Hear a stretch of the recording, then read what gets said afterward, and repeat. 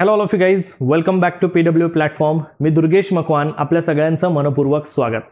So all of you guys, आज आपण एकदम महत्त्वाचं सेशन या ठिकाणी अभ्यासणार आहोत की जे विद्यार्थी येणाऱ्या कंबाईन एक्झामिनेशनसाठी जर तयारी करत असणार आणि जर बऱ्याच जणांना काही प्रश्न असतील की सर या एक्झामच्या रिलेटेड आम्हाला बऱ्यापैकी काहींना सिलेबस माहीत नाही, किंवा असे विद्यार्थी की जे 2025 मध्ये होणाऱ्या एक्झामसाठी तयारी करतायत बट त्यांना सुद्धा सिलेबसबद्दल जर काही माहिती नसेल तर आजचा हा पूर्ण सेशन तुमच्या सर्वांसाठी असणार आहे. 2024 आणि 2025 या दोन्ही वर्षांच्या परीक्षांमध्ये जे विद्यार्थी कंबाईन एक्झामिनेशनची तयारी करतायत तर त्यासाठी आपण इन डिटेल आजचा हा महत्त्वपूर्ण सेशन इथे बघणार आहोत की कंबाईनची ग्रुप बी आणि ग्रुप सी या परीक्षेसाठी संयुक्त पूर्व परीक्षा ही होत असते, पूर्व परीक्षा.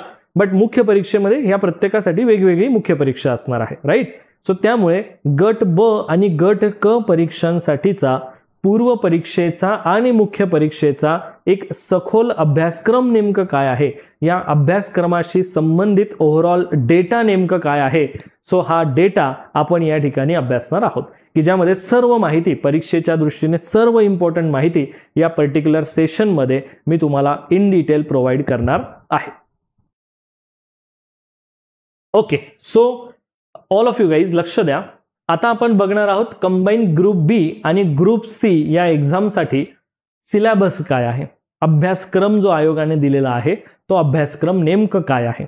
आता जसं मी तुम्हाला सांगितलं की संयुक्त गट ब ह्या पदांसाठी होणारी पूर्व परीक्षा ही एकच आहे. संयुक्त गट क ह्या पदांसाठी होणारी पूर्व परीक्षा गट ब साठी जी पूर्व परीक्षा आहे ती संयुक्तच आहे, कारण सिलेबस सेमच आहे. कळतंय सर्वांना. पण मात्र मुख्य परीक्षा जर तुम्ही बघितली तर गट ब साठीची आणि गट क साठीची ही मुख्य परीक्षा एकच आहे. समजतंय. त्या पद्धतीने सिलेबस पण समजून घ्यायचं आहे आता आपल्याला. जसं की बघा, आता सिलेबस पॉइंट ऑफ व्ह्यू समजून घेत असताना एकंदरीत संयुक्त महाराष्ट्र अराजपत्रित सेवा गट ब आणि गट क यांचा जो सिलेबस आहे, एक्झामिनेशनचं सिलेबस आपण बघणार आहोत. तर एकंदरीत परीक्षा कशी होणार आहे, तर परीक्षेची रचना असेल की ज्यामध्ये पूर्व परीक्षा असेल 100 गुणांसाठी, ज्यामध्ये प्रश्न असतील 100. स्वतंत्र मुख्य परीक्षा असेल ज्यामध्ये 400 गुणांसाठी एकूण पेपर असतील 200 गुणांसाठी प्रत्येक पेपर असेल. शारीरिक चाचणी आणि मुलाखत जर बघितली तर ही फक्त तुम्हाला पोलीस उपनिरीक्षक या पदासाठीच तुम्हाला बघायला मिळेल, ज्यामध्ये गट ब च्या संदर्भात बोलतोय. गट क च्या संदर्भामध्ये शारीरिक चाचणी ज्यामध्ये सहाय्यक मोटार वाहक निरीक्षक गट क यासाठी पदाच्या पूर्व परीक्षेकरता अभ्यासक्रम लागू, मात्र स्वतंत्र मुख्य परीक्षेकरता स्वतंत्र मुख्य अभ्यासक्रम लागू आहे, हे लक्षात ठेवायचंय. क्लिअर आहे, समजतंय सर्वांना. पण फिजिकल टेस्ट मात्र फक्त इथे PSI साठीच असते, हे लक्षात घ्या. असिस्टंट मोटर व्हेकल इन्स्पेक्टर साठी मुख्य परीक्षेचा सिलेबस वेगळा आहे, हे त्या ठिकाणी सांगितलेलं आहे. बरं, मग आता हे जर आपण बघतोय या ठिकाणी तर महाराष्ट्र अराजपत्रित सेवा संयुक्त पूर्व परीक्षा गट ब आणि गट क यांची जी एकंदरीत संयुक्त परीक्षा होणार असते त्याचा अभ्यासक्रम काय आहे, त्या अभ्यासक्रम आणि परीक्षेची योजना काय ते बघून घ्या एकदा. ठीक आहे. आता लक्ष द्या. पहिला पॉइंट, परीक्षेची योजना काय आहे. परीक्षेची योजना म्हणजे तुमचा प्रिलिमसाठी एक पेपर होत असतोय ज्यामध्ये सामान्य क्षमता चाचणी हा पेपर आहे तुमचा, ज्यामध्ये प्रश्न संख्या असणार आहे, GS चा पेपर असेल. सो प्रश्न संख्या 100, गुणांची संख्या 100 म्हणजे प्रत्येक प्रश्नाला 1 गुण आहे. ठीक आहे. परीक्षा दर्जा पदवीचा असणार आहे, डिग्रीचा. माध्यम तुमचं मराठी इंग्लिश कोणतेही असू द्या, तुम्हाला दोन्ही भाषांमध्ये प्रत्येक प्रश्न तिथे मेन्शन केलेला दिसेल. आणि वेळ किती असणार आहे या पेपरसाठी, तर तुम्हाला 1 तासांचा वेळ असणार आहे. प्रश्न कसे असणार आहेत, तर प्रश्न सर्व MCQ टाईपचे असणार आहेत, मल्टिपल चॉईस क्वेश्चन. ठीक आहे. 4 पर्याय असेल, त्याच्यातून योग्य पर्याय निवडायचा. बरं, यासाठी जर तुम्ही बघितलं की सर ते निगेटिव्ह मार्किंग बद्दल काहीतरी तुमचा डाऊट होता, राईट. सो निगेटिव्ह मार्किंग कशा प्रकारचं असतं ते जरा समजून घ्या. बघा, आता हे जे काही कंपोनंट सांगतोय ना हे महत्वाचे आहेत की प्रत्येक चुकीच्या उत्तराकरता 25% किंवा 1/4 एवढे गुण तुमच्या एकूण गुणांमधून वजा करता येतील. किंवा वजा करण्यात येतील. समजा उदाहरणार्थ तुमचे समजा 12 प्रश्न चुकले. समजा तुमचे 12 प्रश्न चुकले, बरोबर. तर 1/4 मार्किंग आहे, बरोबर आहे. म्हणजे 4 प्रश्न चुकले की तुमचा 1 मार्क वजा होईल. म्हणजे प्रत्येक प्रश्नाला 0.25 गुण वजा होतील.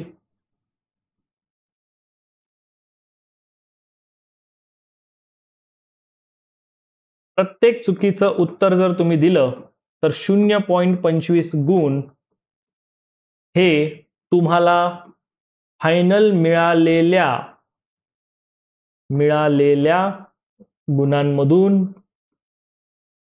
गुणांतून वजा करण्यात येतील,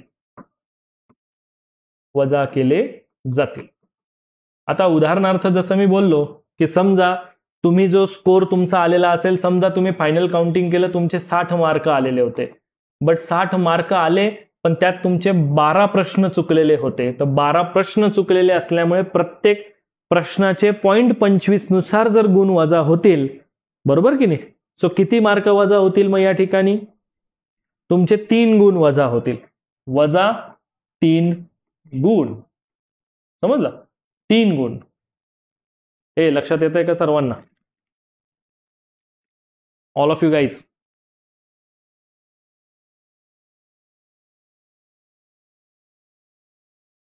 समजलं का? म्हणजे तुमचा फायनल स्कोर किती आला?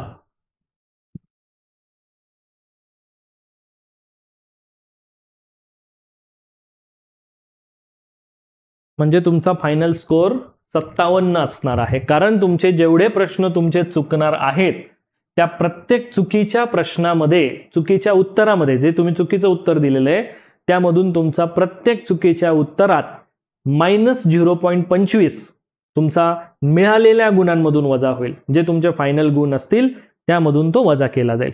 आणि त्यातल्या त्यात जेव्हा तुम्ही क्वेश्चन अटेम्प्ट करत असतात तर तो गोल जो असतो ना, तो गोल व्यवस्थित करत चला.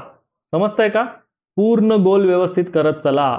नाही तर असं नको व्हायला की हा तुमचं बघा, आता हा पर्टिक्युलरली सर्कल आहे ज्याला आपण पूर्ण गोल केलाय, बरोबर की नाही, पूर्ण डार्क केलेला आहे.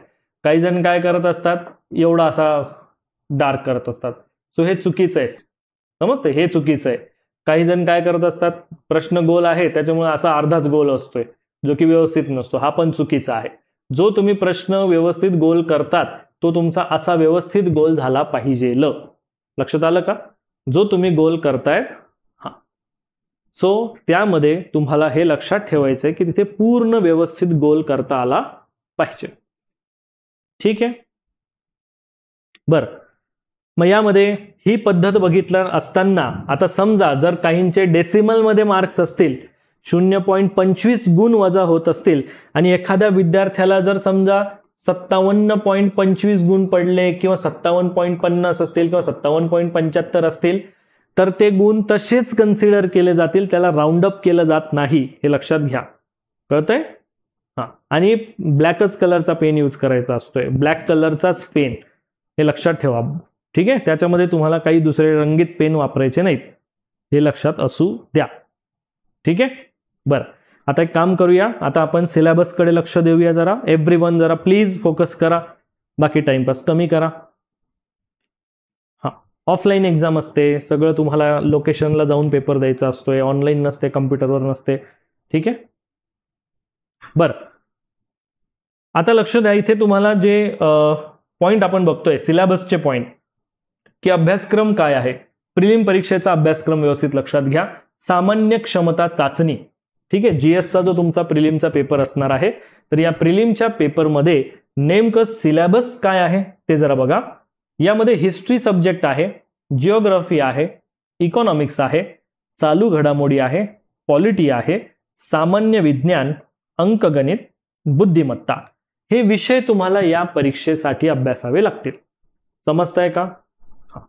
सो इन सिंपल लक्षात ठेवा की हे जीएस पेपर आहे आणि हा जीएस पेपर प्रिलिमसाठी आहे. हे जे मी तुम्हाला माहिती देतोय ही पूर्ण माहिती पूर्व परीक्षेचा अभ्यासक्रम आहे.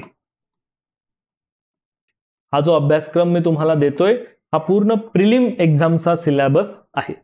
प्रिलिम एक्झामच्या या सिलेबसमध्ये तुम्हाला हिस्ट्री अभ्यासताना आधुनिक भारताचा विशेषतः महाराष्ट्राचा इतिहास हा पण एक टॉपिक असणार आहे. ठीक आहे, म्हणजे तुम्हाला हे सगळं बघायचं आहे. आता काय होत असतं बघा, बऱ्याच जणांना वाटत असतं की सर पूर्व परीक्षेसाठी तर फक्त हे अर्ध्याच पानाचा सिलेबस आहे, बरोबर की नाही? पण ह्या अर्ध्या पानाचा सिलेबस कव्हर करण्यासाठी हजारो पानं वाचावं लागतात, हे लक्षात ठेवा. हजारोपेक्षाही जास्त, हजारो म्हटलं तरी चालेल, तुम्ही समजतंय, लाखो म्हटलं तरी चालेल कदाचित. सो इन सिंपल की परीक्षा सोपी नाहीये. जरी हा सिलेबस पॉइंट तुम्हाला छोटा वाटत असेल तर यासाठी तयारी मात्र मजबूत करावी लागते, ज्यामध्ये हिस्ट्रीसाठी आधुनिक भारताचा विशेषतः महाराष्ट्राचा इतिहास अभ्यासायचा आहे. भूगोलासाठी महाराष्ट्राचा भूगोल, महाराष्ट्राच्या भूगोलासोबतच तुम्हाला पृथ्वी, जगातले विभाग, हवामान, अक्षांश, रेखांश, जमिनीचे, महाराष्ट्रातल्या जमिनीचे प्रकार, त्याचसोबत तुमचं पर्जन्य, प्रमुख पिकं, शहरं, नद्या, उद्योगधंदे, हे सर्व घटक तुम्हाला अभ्यासावे लागतील. दुसरा, अर्थव्यवस्थेचा जर पॉइंट बघितला तर अर्थशास्त्र या विषयासाठी तुम्हाला भारतीय अर्थव्यवस्था, ज्यामध्ये राष्ट्रीय उत्पन्न, शेती, उद्योग, परकीय व्यापार, बँकिंग, लोकसंख्या सोबत दारिद्र्य आणि बेरोजगारी, मुद्रा आणि राजकोषीय नीती, हे सगळे टॉपिक तुम्हाला भारतीय अर्थव्यवस्था या घटकात अभ्यासायचे आहे. आणि शासकीय अर्थव्यवस्था हा घटक बघितला तर त्यामध्ये तुम्हाला अर्थसंकल्प, लेखा आणि लेखापरीक्षण यासारखे हे मुद्दे तुम्हाला बघायचे आहेत. समजतंय? आता यामध्ये जसं मी तुम्हाला जिओग्राफी शिकवणार आहे, जसं म्हणताय सर जिओग्राफीमध्ये हे जे टॉपिक आहेत याच्यामध्ये अजून काही टॉपिक असतील का एकदम मायक्रो बेसिसवर? खूप सारे टॉपिक आहेत आणि ते सगळे टॉपिक तुमचे परीक्षेच्या अनुषंगाने मी या पूर्ण बॅचमध्ये कव्हर करणार. त्याबद्दल तुम्ही काहीही टेन्शन घेऊ नका. फक्त विश्वास ठेवा, रेग्युलर क्लास करा आणि फोकस राहून अभ्यास करा, बरोबर? फोकस लूज होऊ देऊ नका, हे महत्त्वाचं. त्यानंतर चालू घडामोडी, ज्यामध्ये तुम्हाला जगातल्या, महाराष्ट्रातल्या, भारतातल्या चालू घडामोडींचा आढावा लक्षात घ्यायचा आहे. राज्यशास्त्र, यामध्ये तुम्हाला इंडियन पॉलिटी, भारतीय राज्यघटनेचा सर्व अभ्यास तुम्हाला इथे करायचा आहे. त्यानंतर आहे सामान्य विज्ञान. सामान्य विज्ञान या सब्जेक्टमध्ये तुम्हाला फिजिक्स, केमिस्ट्री, झूलॉजी, बॉटनी आणि हायजीन, भौतिकशास्त्र, रसायनशास्त्र, प्राणीशास्त्र, वनस्पतीशास्त्र आणि आरोग्यशास्त्र, हे सगळे टॉपिक्स अभ्यासायचे आहेत. आता हे झाले तुमचे मेन सब्जेक्ट पॉइंट. याच्यात अनेक सारे उपघटक असतील. आता फिजिक्स अभ्यासायचं म्हणजे बरीच मोठी माहिती आहे, बरोबर की नाही? अनेक सारे टॉपिक आहेत, मग हे आपल्याला समजून घ्यावे लागतील. अंकगणितमध्ये बेरीज, वजाबाकी, गुणाकार, भागाकार, दशांश, अपूर्णांक, टक्केवारी आणि बुद्धिमत्ता चाचणी, यामध्ये तुम्ही किती fast and rapidly question deal करत असतात, किती रॅपिडली तुम्ही क्वेश्चन्स डील करत असतात, हे आजमावण्यासाठी तुमचे बुद्धिमत्ता चाचणीचेही तुम्हाला इथे प्रश्न विचारले जातील. हा झाला पूर्व परीक्षेचा अभ्यासक्रम, की ह्या पूर्व परीक्षेच्या अभ्यासक्रमाला व्यवस्थित एकदा वाचून घेणार सर्वजण. ठीक आहे, एकदा व्यवस्थित सगळं पूर्व परीक्षेचा सिलेबस सगळेजण वाचतील, की जेणेकरून आपल्याला एक्झामसाठी जी तयारी करायची आहे त्यात कुठेही आपण चुका करणार नाहीत, हे इथे आपण गृहीत धरायचंय. चुका करता कामा नये. यामध्ये माझा विषय असणार आहे, पूर्व परीक्षेसाठी तुम्हाला मी भूगोल विषय शिकवेल. यामध्ये तुम्हाला पूर्ण भूगोल विषयाची तयारी ही माझ्या मार्फत इथे करून घेता येणार आहे, की जे मी तुम्हाला एकदम डिटेलमध्ये सगळे घटक शिकवेल आपल्या PWच्या प्लॅटफॉर्मवर. समजतंय? क्लिअर आहे? हा भूगोल विषय माझा जो मी तुम्हाला पूर्ण शिकवणार. ठीक आहे, बरं. त्याच्यानंतर पुढचा सिलेबस आपण बघणार आहोत तो म्हणजे महाराष्ट्र राजपत्रित सेवा मुख्य परीक्षा गट ब आणि गट क चा पण सेमच सिलेबस असणार आहे. जसं इथे परीक्षा पद्धती कशी असणार आहे, जी मेन्स एक्झाम असणार आहे ते बघा. मेन्स मध्ये तुमचे 2 पेपर आहे. आता ऑलरेडी मी ही माहिती तुम्हाला सांगितलेली आहे की मेन्स मध्ये तुमचे 2 पेपर आहेत. पेपर क्रमांक 1 लक्षात या, जिओग्राफीचा डिटेल सिलेबस दाखवू का तुम्हाला? हे बघा, प्रिलिमचा डिटेल सिलेबस हाच आहे. समजते? आयोगाने दिलेला प्रिलिमचा डिटेल सिलेबस हाच आहे. हा डिटेल आहे, सगळ्या डिटेल आहे, लक्षात ठेवा. हा सगळा डिटेल सिलेबस आहे. आणि जर तुम्हाला माझ्याकडून डिटेल अभ्यासायचं आहे तर ते आपण बॅचमध्ये अभ्यासणार, त्यात काळजी करू नका. त्यावेळेस मी तुम्हाला सांगेल की काय काय अभ्यासायचं आणि कसं अभ्यासायचं आहे. ठीक आहे, आज फक्त इंट्रोडक्शन आहे. इंट्रोडक्शन हे समजून घ्या की जे तुमच्यापैकी बऱ्याच जणांना माहिती नाही. काहींना माहिती आहे, काहींना माहिती नाहीये. सो ते आपण समजून घ्यायचं आहे. ओके, बघा नेक्स्ट पॉइंट. जसं मी बोललो की मेन्स एक्झामसाठी ऑलरेडी जसं आपण बघतो की मेन्स एक्झाममध्ये तुमचा पेपर क्रमांक 1 जो आहे हा तुमचा लँग्वेज पेपर असतो आणि पेपर क्रमांक 2 हा GS असतो मुख्य परीक्षेसाठी. ठीक आहे. बरं, आता ह्या पेपरमध्ये पेपर क्रमांक 1 मध्ये मराठी आणि इंग्लिश आणि पेपर क्रमांक 2 मध्ये GS प्रत्येकी 100 प्रश्न असतील. पेपर क्रमांक 1 मध्ये 100 प्रश्न, पेपर क्रमांक 2 मध्ये 100 प्रश्न. पेपर क्रमांक 1 हा 200 गुणांसाठी असणार आहे आणि पेपर क्रमांक 2 हा 200 गुणांसाठी आहे. ज्यामध्ये जसं मी बोललो पेपर क्रमांक 1 मध्ये 50 प्लस 50 गुणिले 2 असे तुमचे 100. समजताय का? म्हणजे जसं मी बोललो की 50 प्रश्न मराठीचे, 50 प्रश्न इंग्रजीचे, 100 प्रश्नांना गुणिले 2 म्हणजे तुमचे 200 गुणांसाठी. पेपर क्रमांक 2 जो आहे यामध्ये 100 प्रश्न गुणिले प्रत्येकी 2 मार्क म्हणजेच तुमचे 200 गुणांसाठी इथे तुमचा हा पेपर होणार. 100 प्रश्न 200 गुण, 100 प्रश्न 200 गुण, हे लक्षात असू द्या. क्लिअर सर्वांना? हा,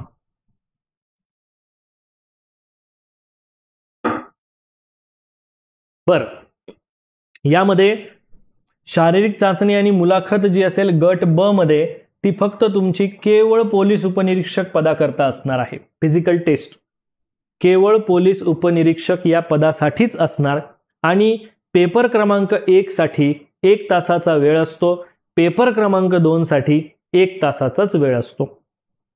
एका तासामध्ये 100 प्रश्नांचे हे 2 पेपर तुम्हाला 1 तास पेपर 1 ला, 1 तास पेपर 2 ला याप्रमाणे सोडवायचे असतात. इथे सुद्धा तुमचे MCQ टाईपचेच प्रश्न असतील.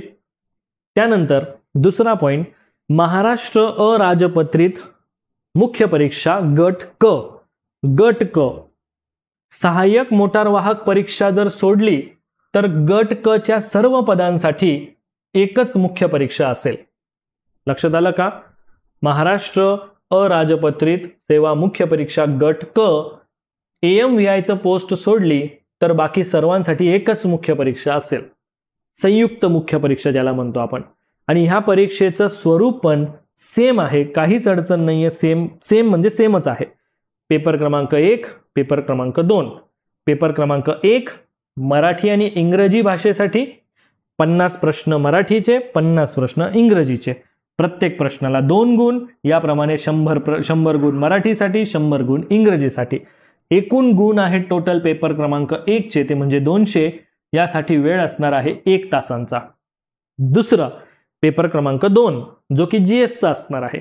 पेपर क्रमांक 2 GS चा जो आहे त्यामध्ये एकूण प्रश्न असतील 100, प्रत्येक प्रश्नाला 2 गुण, याप्रमाणे टोटल गुण 200.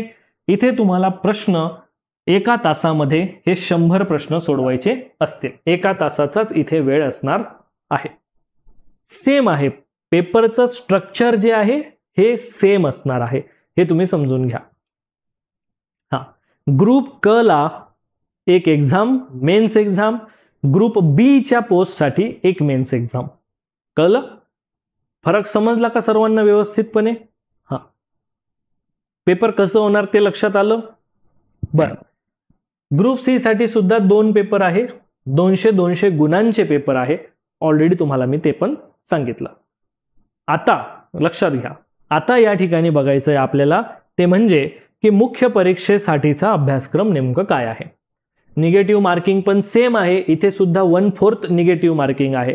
म्हणजे तुम्हाला मिळालेल्या गुणांमधून प्रत्येक चुकीचं जे तुम्ही उत्तर दिलेलं असेल त्यासाठी 0.25 गुण हे तुम्हाला मिळालेल्या गुणांमधून वजा केले जातील.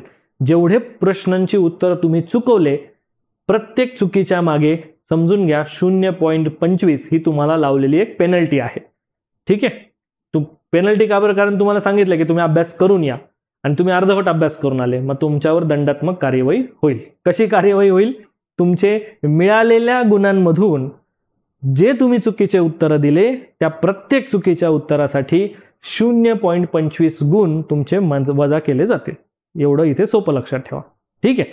बरं, आता मुख्य परीक्षेचा अभ्यासक्रम काय आहे ते जरा बघून घेऊ आपण इथे व्यवस्थित.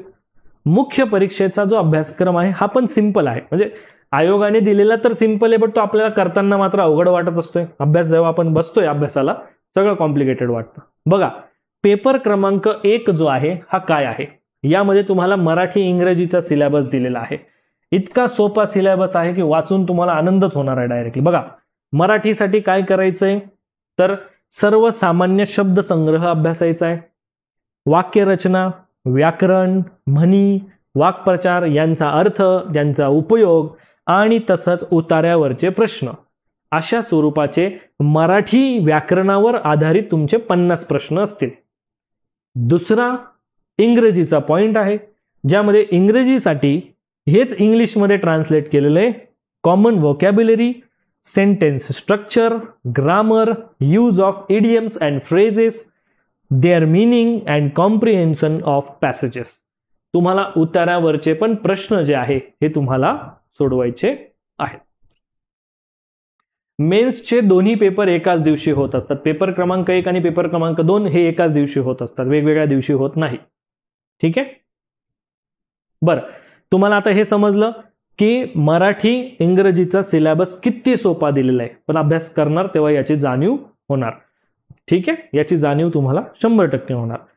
एवढा हा तुमचा मराठी म्हणजे पेपर 1 चा सिलेबस इथे स्टार्ट झाला, इथेच संपला, बरोबर की नाही. हा, पुढचा पॉइंट, पेपर क्रमांक 2 साठी तर मात्र पूर्ण कथाकथन केलेलं आहे. हे एकदम विस्तृत सिलेबस मांडलेला आहे पेपर 2 साठी. जेवढा तुमचा पेपर 1 चा सिलेबस बघून तुम्हाला आनंद झाला असेल, इथे तुमचं तेवढं आनंदावर पाणी फिरवलं जाणार आहे. जसं की पेपर क्रमांक 2 जो सामान्य क्षमता चाचणी, सामान्य अध्ययन म्हणजे GS चा सिलेबस आहे, आणि ह्या GS च्या सिलेबस मध्ये तुम्हाला पहिला पॉइंट आहे की सामान्य बुद्धिमत्ता आकलन, बुद्धिमापन आणि आकलन. हे तुमचं तुम्ही किती फास्ट अभ्यास करतात किंवा फास्ट अभ्यास करून तुम्ही फास्ट रिप्लाय दिलेला असतोय, उत्तर दिलेलं असतं, हे तपासण्यासाठी असतंय. चालू घडामोडी, त्यानंतर तुमचा आता चालू घडामोडी इथे सुद्धा तुम्हाला कसं करावं लागेल, जागतिक, महाराष्ट्राच्या आणि भारताच्या. तिसरा पॉइंट आहे की अंकगणित आणि सांख्यिकी. त्यानंतर चौथा पॉइंट आहे, इथे तुम्हाला 2 कायदे अभ्यासायचे आहेत मुख्य परीक्षेसाठी. एक लक्षात घ्या, गट ब परीक्षा आणि गट क परीक्षा मुख्य परीक्षेचा सिलेबस वर्ड सेमच आहे, वर्ड बाय वर्ड सेमच आहे, शब्द सेम आहे, काहीच फरक नाहीये त्याच्यामध्ये. ठीक आहे. बरं, म्हणून तुम्ही असं नका समजू की सर गट ब चा पण सिलेबस दाखवा आणि गट क चा पण सिलेबस दाखवा. हाच तुमचा गट ब आणि गट क यासाठीचा एकंदरीत सिलेबस आहे. मात्र जसं मी सांगितलं की इथे तुम्हाला दिलेले कायदे कोणते कोणते, माहितीचा अधिकार अधिनियम 2005 की जो लेटेस्ट अपडेटेड पर्यंत तुम्हाला अभ्यासायचा आहे. दुसरा आहे महाराष्ट्र लोकसेवा हक्क अधिनियम 2015, हा तुम्हाला इथे अभ्यासायचा आहे. ठीक आहे. त्यानंतर पॉलिटीचा सिलेबस दिलेला आहे की भारतीय संघ राज्य व्यवस्था, भारतीय राज्य घटना, स्थानिक स्वराज्य संस्था म्हणजे तुमचं पंचायत राज, कार्यकारी मंडळ, न्यायमंडळ व विधिमंडळ, हे तुम्हाला अभ्यासायचं आहे. आता इथे बघा, जसं तुम्ही म्हणतात की सर डिटेल सिलेबस काय आहे. आता डिटेल सिलेबस म्हणजे आयोगाने हे हेडलाईन दिलेलं आहे की हे पॉलिटीमध्ये अभ्यासायचं आहे, आणि याच्यात अजून डिटेलमध्ये काय अभ्यासायचं आहे तर मग घटना कशी तयार झाली, प्रस्तावनेची भूमिका काय, घटनेचे महत्त्वाचे कलम काय, केंद्र राज्य संबंध, निधर्मी राज्य, मूलभूत हक्क, कर्तव्य, DPSP, युनिफॉर्म सिव्हिल कोड, स्वतंत्र न्यायपालिका, राज्यपाल, मुख्यमंत्री, मंत्रिमंडळ, अधिकार, कार्य, राज्य विधिमंडळ, विधानसभा, विधान परिषद, सदस्य, अधिकार, कार्य, कर्तव्य, विविध समित्या, म्हणजे हे सर्व डिटेलमध्ये अभ्यासायचं आहे. आता हे तर तुमचे टॉपिक झाले रे. यामधून जेव्हा तुम्ही डिटेलमध्ये बघणार तर तुम्हाला M लक्ष्मीकांत हे पुस्तक पूर्ण अभ्यासायचं आहे, हे समजून घ्या. ठीक आहे. बरं, त्याच्यानंतर तुम्हाला 6वा सब्जेक्ट इथे दिसतोय, आधुनिक भारताचा विशेषतः महाराष्ट्राचा इतिहास.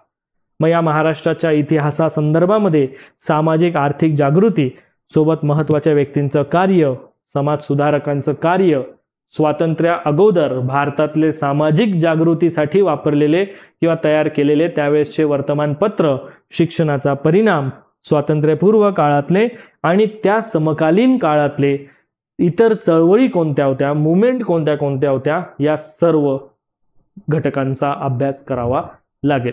राष्ट्रीय चळवळी काय काय असतात ते तुम्हाला इथे अभ्यासावे लागते.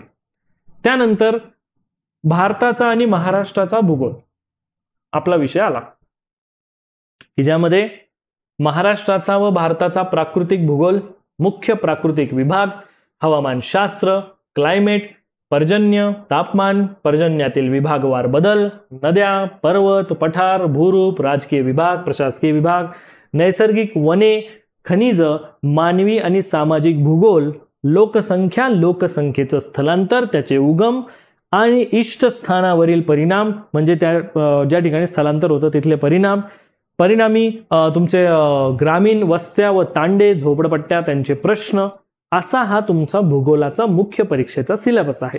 वाटतोय की नाही एकदम मस्त आहे सर, सिंपल वाटतंय, जरा एकदम सोपं आहे. पण लक्षात ठेवा, हे सगळं समजून घेण्यासाठी आपल्याला बराच व्यवस्थित अभ्यास करावा लागेल. जिओग्राफी हा तुमचा स्कोरिंग सब्जेक्ट आहे, पण व्यवस्थित अभ्यास केला तर स्कोरिंग आहे. लाईटली घेतलं, ओव्हर कॉन्फिडंट जर झाले तर मग तो ओव्हर कॉन्फिडन्स तुम्हाला जिओग्राफीसह वाहून घेऊन जाणार आहे. समजतंय? सो जिओग्राफीला एवढंही ते उलटा थंब कोण देते रे, म्हणजे काय नेमकं काही आवडत नसेल तर बाबा कशाला टाइम वेस्ट करताय, मग तुम्ही इथं माझं कशाला ऐकतायत, मग असं नका करू. जर तुम्हाला वाटतंय चांगलं सांगतोय, चांगली माहिती आहे, उगाच डाऊन थंब नका करू. कळतंय? नसेल आवडत, नसेल पटत, मी जबरदस्ती नाही केलेली तुम्हाला की ते तुम्ही थांबून ऐकलंच पाहिजे किंवा तुमचा डाऊन थंब तुम्ही दिलाच पाहिजे. ठीक आहे? सो जबरदस्ती नाही आहे. नसेल आवडत, नसेल समजत किंवा हे सगळं मी जे बोलतोय ते माहिती असेल तर वेळ वाया घालवू नका, आपला अभ्यास करा. कळतंय? बट जे नवीन आहे, ज्यांना जे ऐकायचं त्यांना तर ऐकू द्या कमीत कमी. ठीक आहे? ज्यांना माहीत नाही आहे त्यांना माहिती करून घेऊ द्या. ठीक आहे? बरं, लक्ष द्या. सो भारताचा महाराष्ट्राचा भूगोल आहे, हा भूगोल आणि भूगोलासोबतच तुम्हाला इथे पर्यावरण हा जो पॉईंट आहे हा मीच शिकवणार आहे. म्हणजे असं समजून घ्या, हा जो 7वा पोर्शन आहे ना, PWच्या प्लॅटफॉर्मवर तुम्हाला माझ्याकडूनच पूर्ण इथे मी संपवून तुम्हाला एकदम डिटेलमध्ये कव्हर करून देणार आहे. कळतंय सर्वांना? एकदम डिटेलमध्ये, की ज्यामध्ये पर्यावरणाचा पॉईंटमध्ये मानव विकास, पर्यावरणपूरक विकास, नैसर्गिक साधन संपत्तीचं संधारण, विशेषतः त्यामध्ये वनसंधारण हा टॉपिक बघायचा आहे आपल्याला.